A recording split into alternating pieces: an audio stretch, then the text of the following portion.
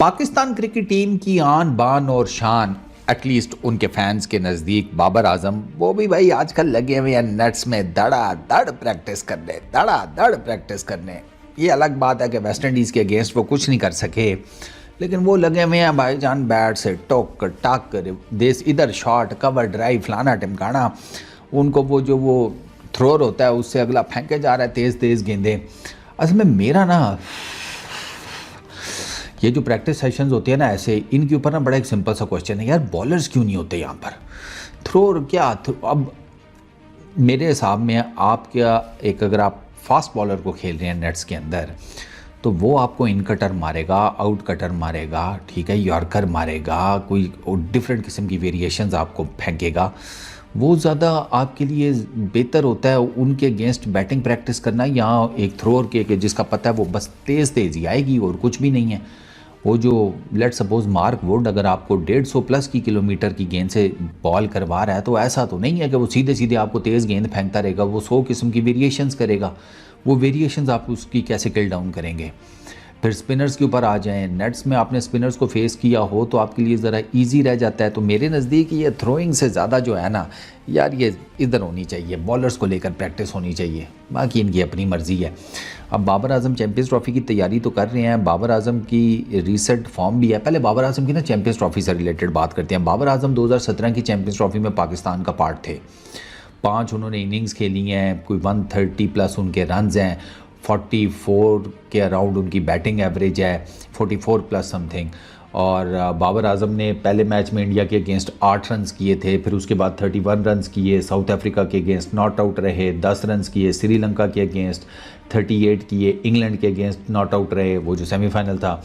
फिर उसके बाद फाइनल में उन्होंने ओवल में 46 रन्स की इनिंग्स खेली थी बाबर आजम ने, और चार एक मेरा ख्याल है कुछ 4 एक चौके लगाए थे उस इनिंग्स में, कुछ इस तरह था। और बाबर आजम का ओवरऑल जो स्ट्राइक रेट था वो भी कुछ 70-75 है चैम्पियंस ट्रॉफ़ी के अंदर। तो एक डिसेंट सी चैम्पियंस ट्रॉफ़ी 2017 की थी बाबर आजम की। ये अब वो दूसरी अपनी चैम्पियंस ट्रॉफ़ी खेलने लगे हैं अपने कैरियर की। और इस टाइम बाबर आजम की ओडीआई क्रिकेट में फॉर्म जो है वो आप उसे कह सकते हैं कि ठीक है। जैसे जोहानिसबर्ग में उन्होंने साउथ अफ्रीका के अगेंस्ट 50 की, फिर केप टाउन में 50 की थी, पाल में वो नहीं चले 23 रन ही किए थे, फिर ऑस्ट्रेलिया में उन्होंने थोड़े बहुत रन्स किए थे क्योंकि खैर तब तो उनकी फॉर्म भी दाबड़दूस चल रही थी। तो ऑस्ट्रेलिया और जिसे कहते हैं साउथ अफ्रीका, इन 2 सीरीज़ के कॉन्टेक्स्ट में अगर मैं देखूं तो बाबर आजम की बैटिंग इम्प्रूव ही हुई है। अब देखना यह है कि ये जो ट्राई नेशन सीरीज़ होगी बाबर आजम इसमें कैसे बैटिंग करते हैं।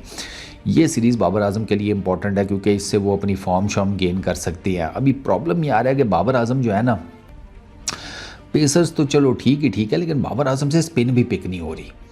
और वो ये वेस्ट इंडीज़ की सीरीज़ में तो आपने साफ देख लिया होगा कि बाबर आजम से ना वो स्पिन नहीं कैलकुलेट हो पा रही। वो मैंने देखा है जैसे मोती के अगेंस्ट वो स्पिन के लिए जाते थे तो गेंद सीधा आ रहा होता था, वो बाबर आजम को चेक नहीं हुआ। फिर जो गेंद स्पिन हुई है बाबर आजम उस स्पिन को भी काउंटर नहीं कर सके।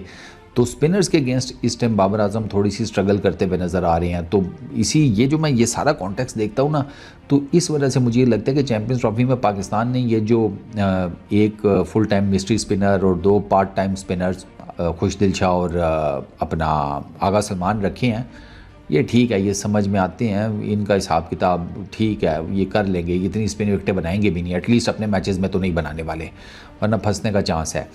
तो Babar Azam is the key factor भाई।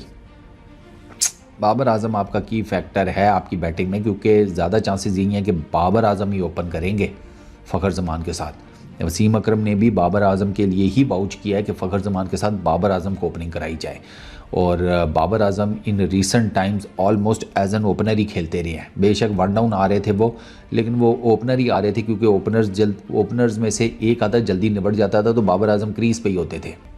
हाँ, कभी पहले, कभी दूसरे, कभी तीसरे, कभी चौथे, लास्ट उनका जो सबसे लेट क्रीज़ के ऊपर आना हुआ है वो 10वां ओवर था बस। बाकी इससे पहले बाबर आजम ने बेड़ हैं बारियाँ।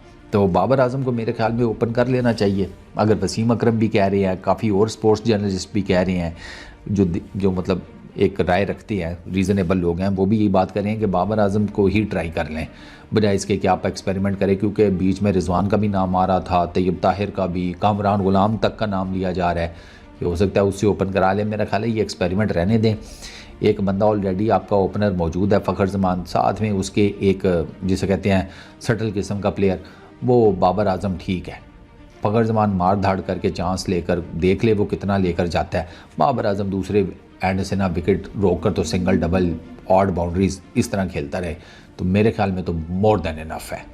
बाकी आगे बाबर आजम को करना है और बाबर आजम को करना पड़ेगा, सिंपल इज़ दैट, क्योंकि दुनिया सिर्फ सोशल मीडिया के गिर्द रिवॉल्व नहीं करती, वो जो ग्राउंड में चल रहा होता है उसको बहुत लोग देख रहे होते हैं।